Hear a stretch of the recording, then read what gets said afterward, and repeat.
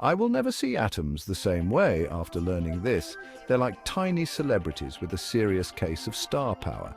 Atomic size is the distance between the center of the nucleus to the outermost shell of the electron. So let's break it down. Atomic size is basically how big or small an atom is. Imagine squeezing into a tiny car or stretching out in a limo. That's kind of how atoms feel with different sizes. Now here's the deal.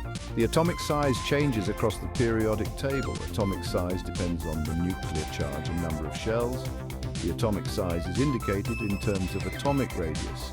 It determines the bond length. As you go from left to right, atoms get smaller.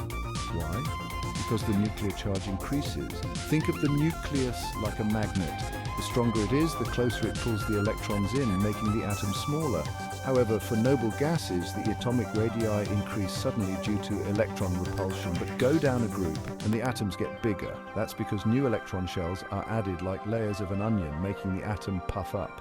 So next time you see the periodic table, remember, it's not just a chart. It's a map of atomic celebrities flexing their size and nuclear charge.